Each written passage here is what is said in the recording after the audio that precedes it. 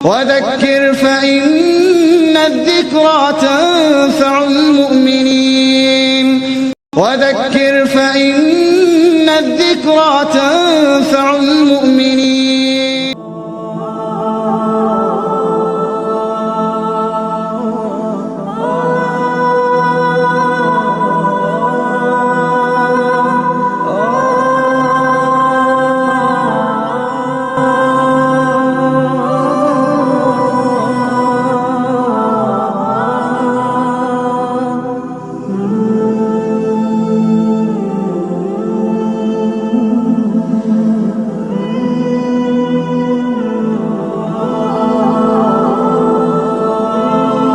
الحمد لله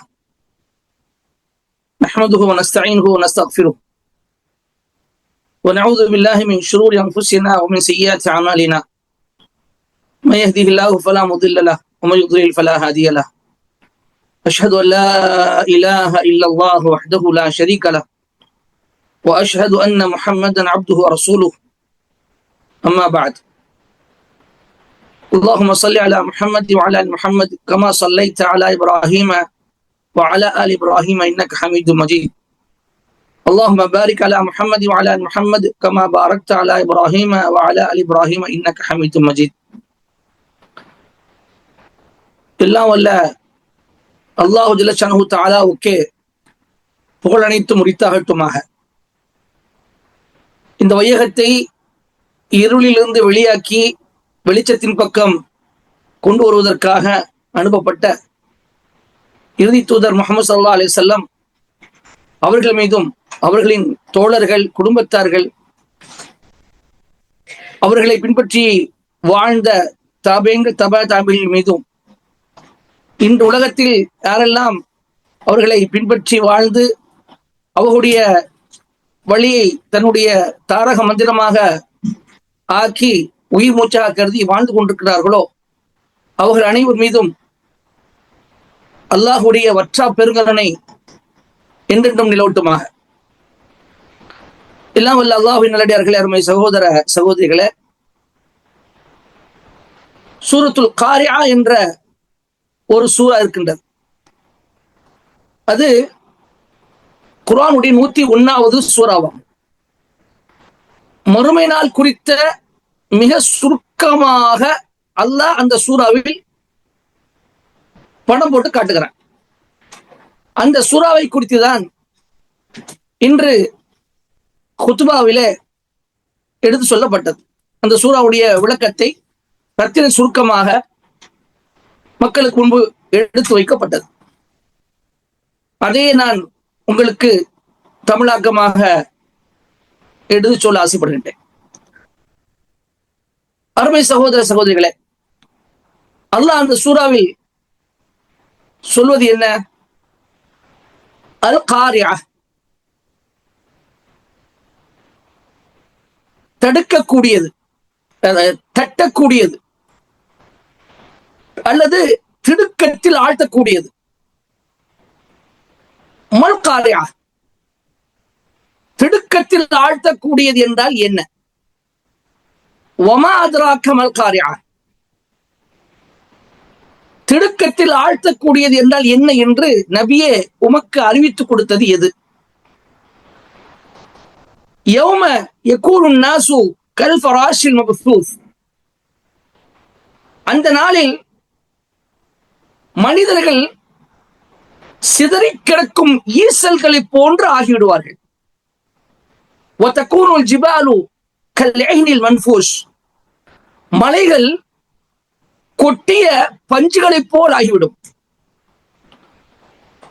ஃபஅம்மா மன் ஸகுலத் மவாசீனு, எவருடைய நன்மையின் எடை கனத்ததோ ஃபஹுவ ஃபீ ஈஷத்தி ராதியா, அவர் திருப்திகரமான வாழ்க்கையில் இருப்பார். வஅம்மா மன் கஃபத் மவாசீனு, எவருடைய நன்மையின் எடை லேசாகிவிட்டதோ ஃபஉம்முஹு ஹாவியா, அவர் தங்குவிடம் ஹாவியா என்னும் நரகமாகும். ஒமா அத்ராக மாஹியா, இந்த ஹாவியாவானது எது என்று நபியே உமக்கு தெரியுமா? அல்லது இந்த ஹாவியா என்றால் என்ன என்று எது உமக்கு அறிவித்து கொடுத்தது? நாருன் ஹாமியா, அது கடுமையாக சூடேற்றப்பட்ட நரகமாகும் என்பதாக அல்லாஹ் ஜல்ல ஷானஹு தஆலா சொல்லி காட்டுகின்றார். அருமை சகோதர சகோதரிகளே, அல் காரியா என்பது மறுமை நாளுடைய ஒரு பெயராக இருக்கின்றது. அங்கே நடக்கக்கூடிய, அந்த நேரத்தில் நடக்கக்கூடிய நிகழ்வுகள் நம்முடைய உள்ளங்களை திடுக்கிட செய்யக்கூடியதாக இருக்கும். நம்முடைய உள்ளங்களை தட்டி உசுப்பிடக்கூடியதாக இருக்கும். எனவேதான் அந்த நாளுக்கு அல் காரியா, திடுக்கிட செய்யக்கூடியது என்று என்ன செய்யப்பட்டிருக்கின்றது, பெயர் வைக்கப்பட்டிருக்கின்றது. இதே போன்று மறுமை நாளுக்கு பல பெயர்கள் இருக்கின்றன. அல்லாஹ் தஆலா தாம்மா என்று சொல்கிறான். அதே போல அஸ்ஸாஹா, அல் ஆசிஃபத்து, அஸ்ஸாஅத்து, அல் காஷியத்து, அத்தகாபுன் என்று கிட்டத்தட்ட 10க்கு மேற்பட்ட பெயர்களை நாம் என்ன செய்யலாம், மறுமை நாளுக்கு பார்க்கலாம். ஒவ்வொன்றும் அந்த மறுமை நாளில் நடக்கக்கூடிய அந்த நிகழ்வுகளின் அடிப்படையில் வைக்கப்பட்ட பெயர்களாக இருப்பதை நாம் காண முடியும். உதாரணமாக அல்லாஹ் ஜல்ல தஆலா இந்த மறுமை குறித்து சில வசனங்களை சுட்டி காட்டக்கூடிய சில விஷயங்களை நான் உங்களுக்கு எடுத்து சொல்கிறேன். அல்லாஹ் சொல்கிறான் 22வது அத்தியாயத்தின் முதல் வசனம், யா அய்யுஹன் நாஸு தக்கூ ரப்பக்கும் இன்ன ஸல்ஸலத ஸாஅத்தி ஷைஉன் அதீம். மக்களே, நீங்கள் உங்கள் இரட்சகரை அஞ்சு கொள்ளுங்கள். நிச்சயமாக மறுமை நாளின் அதிர்ச்சி மகத்தானது. எனவே இந்த இன்ன ஸல்ஸலத ஸாஅத்தி ஷைஉன் அதீம், மறுமை நாளின் அதிர்ச்சி மகத்தானது. எனவே இந்த அஸ்ஸா என்று மறுமைக்கு சொல்லப்படுகின்றது. அது எப்படி, அந்த அதிர்ச்சி எப்படிப்பட்டதாக இருக்கும், அந்த மகத்தான நாள் எப்படிப்பட்டதாக இருக்கும், அந்த மகத்தான நாள் எப்படிப்பட்ட அதிர்ச்சி ஊட்டக்கூடியதாக, உள்ளத்தை உசுப்பக்கூடியதாக, அச்சமூட்டக்கூடியதாக, மயக்கமறை செய்யக்கூடியதாக எப்படி இருக்கும் என்று அல்லாஹ் சொல்லும் பொழுது, யௌம தரவுனஹா தத்ஹலு குல்லு முர்திஅத்தின் அம்மா அர்தஅத் வ ததஉ குல்லு ذات ஹம்லின் ஹம்லஹா. அல்லாஹ் சொல்கிறான், அதனை நீங்கள் காணும் நாளில் பாலூட்டி கொண்டிருக்கும் ஒவ்வொரு தாயும் தான் பாலூட்டியதை, அதாவது பாலூட்டி குழந்தையை மறந்து விடுவாள். ஒவ்வொரு கர்ப்பிணியும் தன்னுடைய அந்த கர்ப்பத்தை பிரசவித்து விடுவாள். சுகாரா, அந்த அந்த பீதியின் கடுமையால் நீங்கள் மக்களை போதை அடைந்தவர்களாக நீர் காண்பீர். ஒமாகும் பிசுக்காரா, ஆனால் அவர்கள் போதை உடையவர்களாக இருக்க மாட்டார்கள். வலாக்கின் அதாபுல்லாஹ் ஷதீத், ஆனால் அது அல்லாஹ்வுடைய தண்டனை, அது கடுமையாக இருக்கு என்பதாக அல்லாஹ் சொல்லி காட்டுகின்றான். இன்னொரு இடத்தில் அல்லாஹ் சொல்றான், ஆசிஃபத்தில் ஆசிஃபா, நெருங்கக்கூடிய உலக முடிவு காலம் நெருங்கி விட்டது. இதுல இருந்து அதுக்கு ஆசிஃபா என்று பெயர் மறுமைக்கு இருக்கின்றது. லைஸலஹா மின் துனில்லாஹி காஷிஃபா, அல்லாஹ்வை தவிர அதனை வெளிப்படுத்தக்கூடியவர் எவரும் இல்லை என்று அல்லாஹ் தஆலா சொல்லி காட்டுகின்றான். இப்படியாக அல் ஹாக்கா, உண்மையான நிகழ்ச்சி என்று அல்லாஹ் பெயர் வைத்திருக்கிறான். இப்படி பல அஸ்ஸாஹா, கடுமையான சப்தத்தை உடைய ஒரு நாள் என்று அல்லாஹ் சொல்கிறான். அப்போ மறுமை நாளுக்கு அந்த நாள் பீதியை கிளப்பக்கூடிய நாள். மக்களுடைய பீதி அடைவார்கள், அதிர்ச்சி அடைவார்கள், மக்களுடைய உள்ளத்தை தட்டி உசுப்பி ஏற்றி மக்கள் மிகவும் பயங்கரமான ஒரு சூழ்நிலைக்கு தள்ளப்படுவார்கள். அது யாராக இருந்தாலும் சரி, எல்லோருமே அப்படித்தான். உயிர்கள், அந்த மரணித்தவர்கள் எல்லாம் கபூர்ல அவர்கள் அடக்கம் செய்யப்பட்ட நிலையில் உயிரோடு இருக்கக்கூடிய அனைவரும் அந்த சமயத்தில் என்ன செய்வார்கள், சூர் ஊதப்படும். அந்த சூர் ஊதப்பட்டு அவர்கள் அழிக்கப்படுவார்கள் என்பதை பற்றி நாம நிறைய விஷயங்களை பார்க்கிறோம். அப்போ அல்லாஹ் ஜல்ல தஆலா இந்த இடத்துல இந்த மறுமை நாள் குறித்து ஒரு சிறிய அறிமுகத்தை அல்லாஹ் எப்படி கொடுக்கிறான் என்றால், யௌம யகூனு நாசு கல்ஃபராஷில் மபசூஸ், அந்நாளில் மனிதர்கள் சிதறி கிடக்கும் ஈசல்களை போல் ஆகிவிடுவார்கள். தகூனுல் ஜிபாலு கல் இஹ்னில் மன்ஃபூஷ், மலைகள் கொட்டிய பஞ்சுகளை போல் ஆகிவிடும். இந்த வசனங்கள் மூலம் அல்லாஹ் மறுமை நிகழ்வு ஏற்படுகின்ற பொழுது மனிதர்களின் நிலை எப்படி இருக்கும் என்பதை பற்றியும், அசைக்க முடியாத மலைகள் கூட எப்படிப்பட்ட நிலைக்கு மாறிவிடும் என்பதையும் அல்லாஹ் தஆலா தெளிவுபடுத்துகிறார். மனிதனை பொறுத்தவரையில் பறத்திவிடப்பட்ட சிதறி கிடக்கும் ஈசல்கள் வெட்டுக்கிளிகளை போன்று சிதறி கிடப்பார்கள். மலைகள் வெடித்து சிதறி பறக்கின்ற பஞ்சுகளை போன்று ஆகிவிடும். அங்கு அல்லாஹ் அல் ஃபராஷ் என்று சொல்றான். அல் ஃபராஷ் என்றால் இரவில் வந்து பறக்கக்கூடிய ஒரு சில பூச்சிகள், நம்ம ஈசல் என்று கூட சொல்லலாம். அந்த ஈசல்கள் என்ன செய்யும் என்று சொன்னால், தான் எந்த திசை நோக்கி போய் தெரியாது. கண்ட திசைகள் நோக்கி தெரியாமல் போய் கொண்டிருக்கும். மூட்டப்பட்ட நெருப்பை கண்டால் அதனுடைய அபாயத்தை அது உணராமல் அந்த நெருப்பிலே போய் விழும். அதே போன்று மக்கள் நாளை ஈசல்களை போன்று நெருப்பில் போய் விழுவார்கள் என்பதுக்கு அல்லாஹ் இந்த வார்த்தை பயன்படுத்துகிறான். இன்னொரு இடத்துல அல்லாஹ் சொல்லி காட்டுகின்றான்,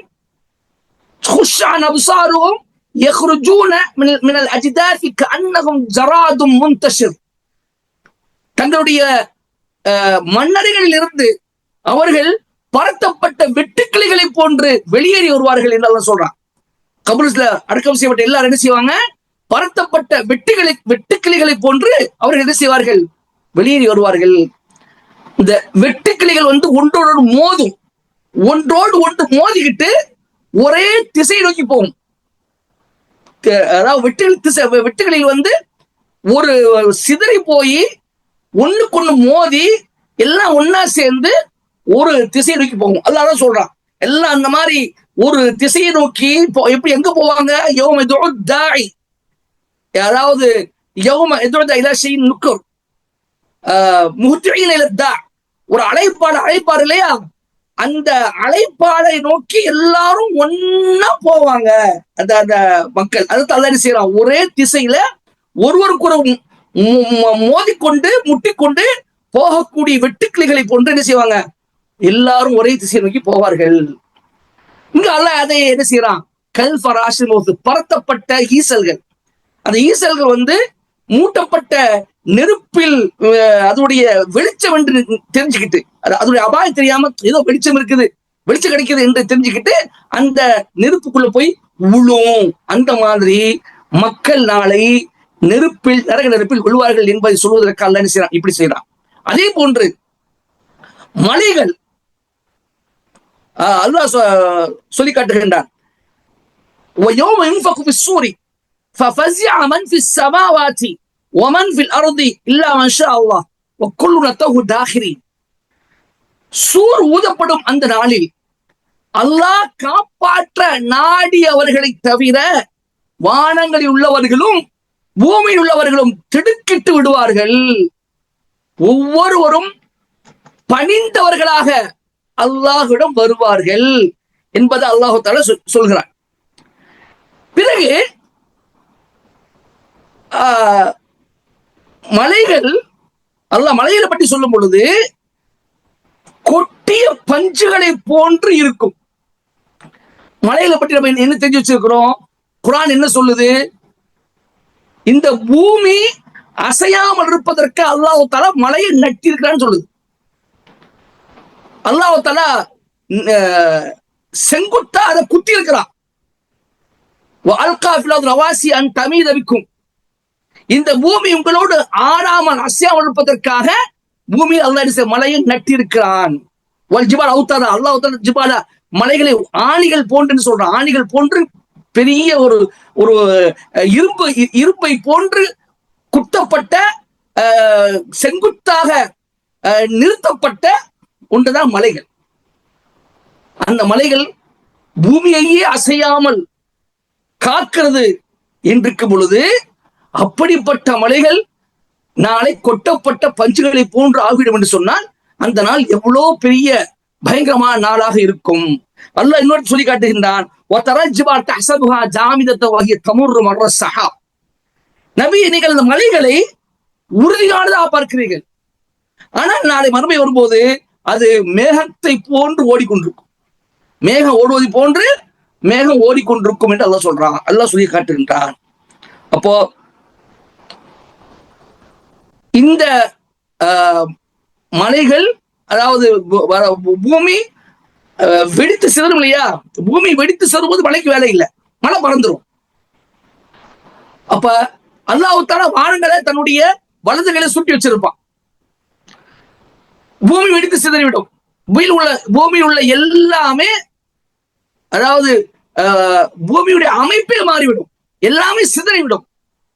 மலைகள் தூக்கப்பட்டால், மலைகள் செங்குத்தா குத்தர் மலைகள் தூக்கப்பட்டால், எடுக்கப்பட்டால், அது வானத்தை போன்ற மேகங்களை கொண்டு பறந்து கொண்டிருந்தால் பூமிக்கு வேலை இல்லை. பூமி என்ன செய்யும்? அல்லாஹ் தஆலா எதற்காக மலையை பூமியில் நட்டினானோ அதே இல்லாத போது பூமி என்ன ஆகும்? பூமி ஆட அசைய ஆரம்பிச்சு விடும். ஆட அசைய ஆரம்பிச்சு விட்டா அதுக்கப்புறம் அல்லாஹ் தஆலாவுடைய கட்டளைக்கு அது அடிபணிந்து, இதா زلزلت الأرض زلزالها وأخرجت الأرض أثقالها وقال الإنسان ما لها يومئذ تحدث أخبارها بأن ربك أوحى لها. பூமி கடுமையாக உடுக்கப்படும். அப்படி உடுக்கப்படும் பொழுது பூமி தன்னுள் இருக்கக்கூடிய அத்தனை சுமைகளை அது வெளியேற்றி விடும். மக்கள் கேட்பார்கள், பூமிக்கு என்ன ஆகிவிட்டது என்று மக்கள் கேட்பார்கள். யௌமைذ துஹதிஸு அக்பாரஹா, மக்கள் இந்த பூமிக்கு என்ன ஆகிவிட்டது என்று மக்கள் கேட்பார்கள். பிஅன்ன ரப்பக அவ்ஹா லஹா, ஏனென்றால் ரப்பு அல்லாஹ் அந்த பூமியுடைய ரப்பு அதற்கு கட்டளையிட்டான். எனவே அது என்னாகுது? சிதறி சின்ன பின்னமாகி வெடித்து விடுகிறது என்று அல்லாஹ் சொல்லி காட்டான். அப்போ சாதாரண காற்று கூட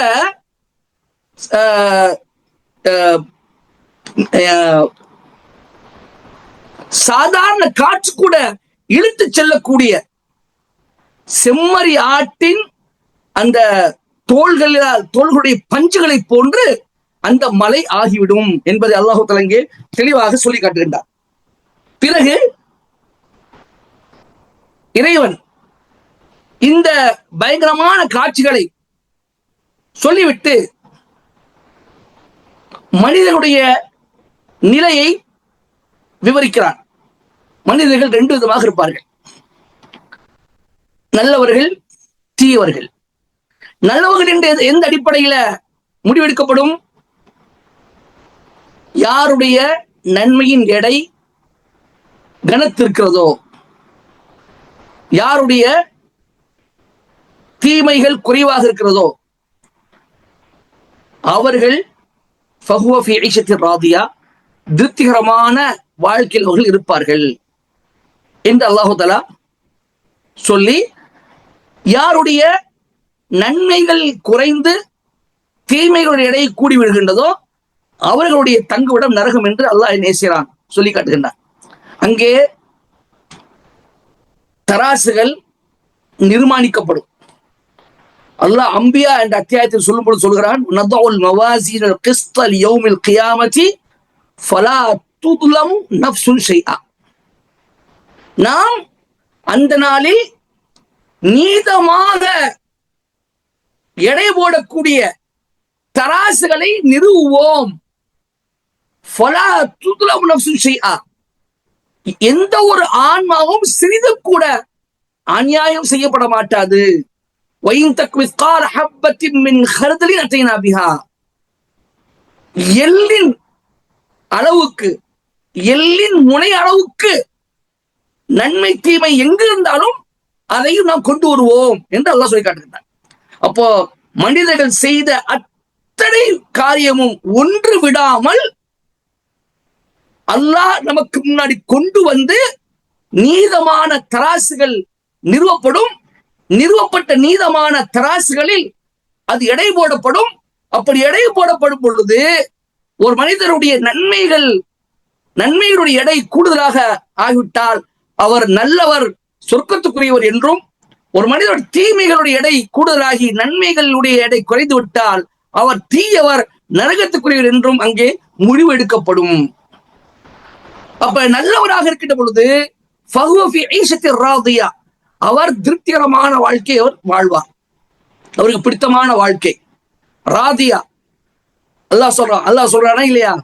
யா அய்யத்துஹன் நஃப்ஸுல் முத்மஇன்னா இர்ஜிஇ இலா ரப்பிகி ராதியத்தன் மர்திய்ய ஃபதுக்லி ஃபீ இபாதி வதுக்லி ஜன்னதி.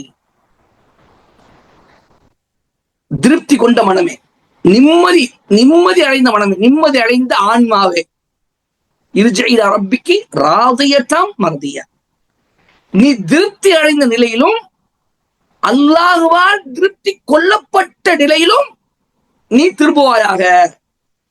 ஃபதுகுலி ஃபி இபாதி வதுகுலி ஜன்னதி, என்னுடைய நல்லடியார்கள் கூட்டத்திலே நுழைந்துடுவாயாக, என்னுடைய சொர்க்கத்திலே நுழைந்துடுவாயாக என்று அல்லாஹ் அழைப்பார். அப்போ அவரும் திருப்தி அடைவார், அல்லாஹுடைய திருப்தி பெற்றவராக இருப்பார். அல்லாஹுடைய திருப்தியை பெற்ற ஆன்மாதான் நல்ல மக்கள் ஆன்மா.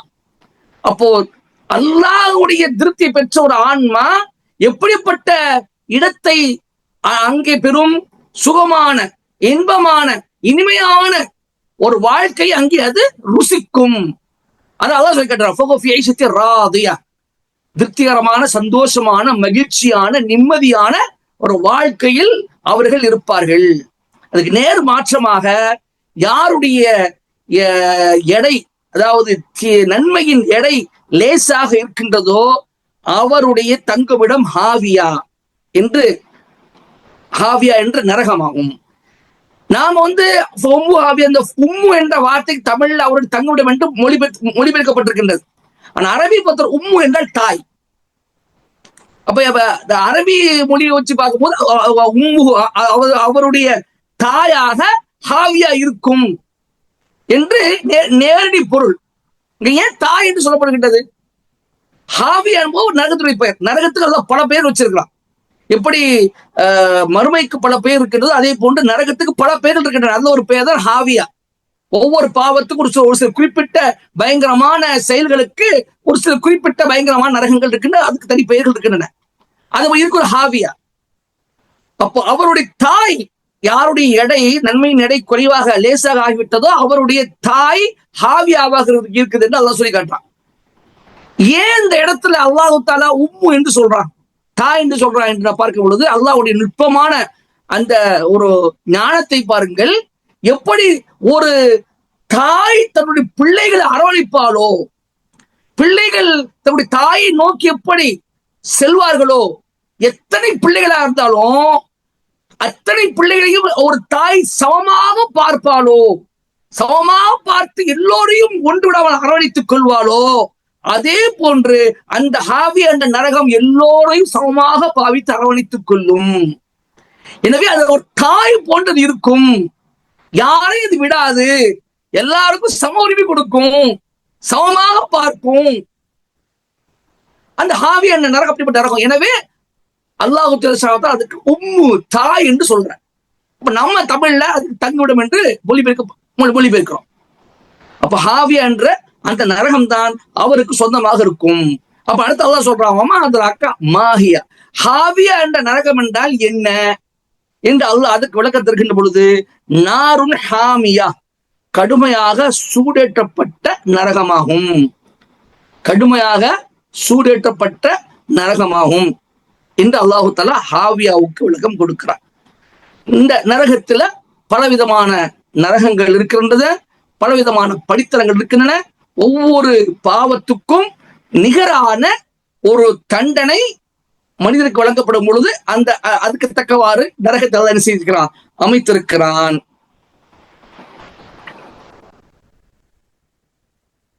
அருமை சகோதர சகோதரிகளே,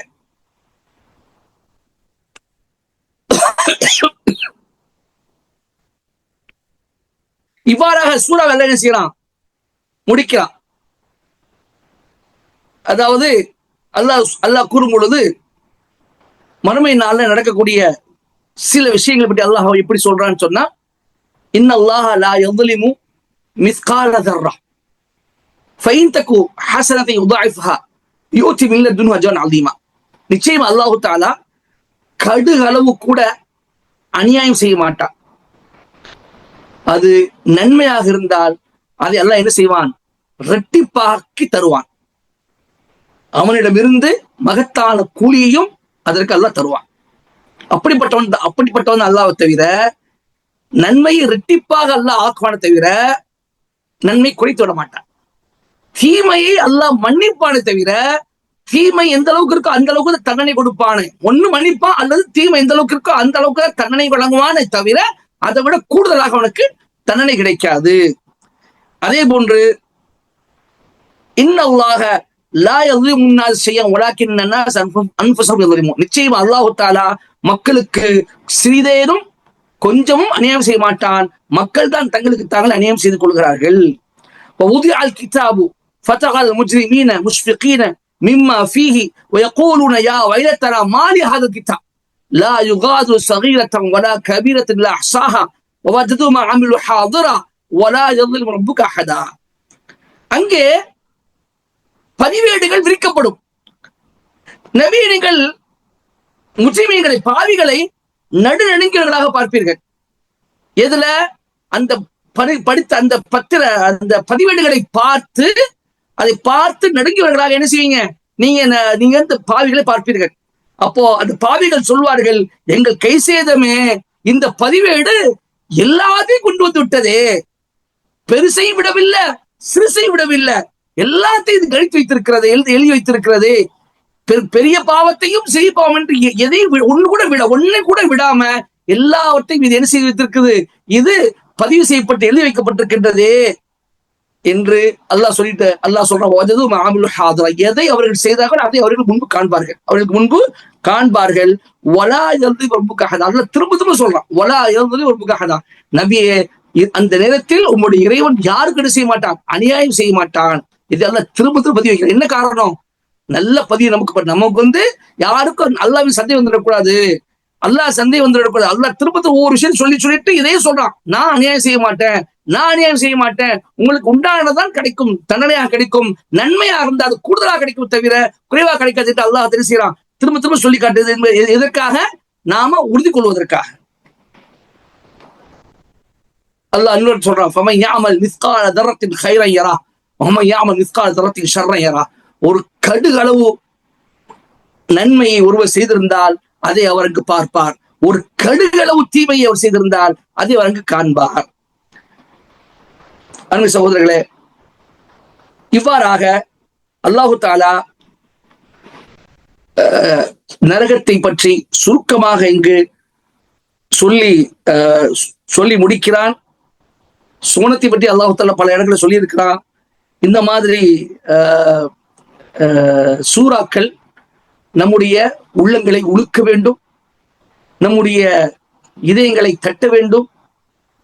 நமக்கு இப்பொழுதே அந்த பதற்றத்தை கண்ணுக்கு முன்பாக நமக்கு நடப்பதாக நமக்கு காட்ட வேண்டும். இந்த நேரத்துல இந்த மறுமை நாள் ஏற்பட்டுவிட்டது என்று சொன்னால் நம்முடைய நிலைமை எப்படி இருக்கு என்பதை இந்த சூறாவை வைத்து நாம எடைபட வேண்டும். இந்த நேரத்துல இந்த இந்த மாதிரி மலைகள் எல்லாம் இந்த மாதிரி பஞ்சுகளை போன்று ஆனா எப்படி இருக்கு என்று சிந்திச்சு பார்க்கணும். ஈசல்களை இரவானா நெய்சல்களை பார்க்கணும். ஈசல்கள் அதுக்கு நம்ம ஊர்ல எல்லாம் கடுமையா அந்த மழை நேரத்துல ஈசல் அதிகமாக வரும். அந்த ஈசல்கள் நீங்க பாருங்க, அதோடைய அதோடைய ஜீவிதம் ஒரு நிமிஷம் 2 நிமிஷமா தான் இருக்கும். அப்பதான் பிறந்த உடனே அது இறந்துடும், ரொம்ப உயிர் வாழாது அது. அப்ப அதை கொஞ்சம் நினைச்சு பாருங்க. அந்த ஈசல்கள் போய் நம்முடைய வீடுகள்ல பல்பு எரிந்து கொண்டிருந்தார், டிவி எரிந்து கொண்டிருந்தார். டிவியை விட பல்புல தான் போய் அது போய் சேரும், பல்புல போய் ஒட்டிக்கும் அந்த ஈசல்கள்லாம். அப்பதான் பிறந்த நேரம் அந்த பல்புடைய வெளிச்சத்தை நோக்கி போகும், அங்க போய் அதை பட்ட உடனே செத்து போயிடும். டிவி லைட் கூட அது மாதிரி போகாது. அப்போ அந்த மாதிரி ஏன்னா அது அதே கலர் தான் நெருப்பு, பல்புடைய அந்த வெளிச்சத்துடைய கலர் தான் நெருப்புடைய கலர். அது அல்லாஹ் தஆலா அதைத்தான் அப்படி சொல்றானோ என்று நம்ம சிந்திச்சு பார்க்கணும். இப்படி எல்லாம் சிந்திப்பதற்காகத்தான் ரத்தின சுருக்கமாக அல்லாஹ் சுப்ஹானஹு வ தஆலா அந்த நரகத்தை பற்றி குறித்து நமக்கு பாடம் எடுத்திருக்கிறான். எனவே இந்த சூறாவை நாம் மீண்டும் எடை போட்டு பார்த்து நாமே நரகத்தை விட்டு பாதுகாப்பதற்கு உண்டான அனைத்து முஸ்தீபுகளையும் நாம செய்யணும். எதை இந்த சூறாவை அடிப்படையில எந்த விஷயத்தை நம்ம கேட்டோமோ அந்த அடிப்படையில் நாமே சீர்திருத்தி வாழக்கூடிய மக்களாக அல்லாஹ் என்னை உங்களை ஆக்கிடுவானாக என்று கூறி முடிக்கின்றேன். வாஹிர் தாவான் அல்ஹம்துலில்லாஹி ஆலமீன். அஸ்ஸலாமு அலைக்கும் வரஹ்மத்துல்லாஹி வபரகாத்துஹு.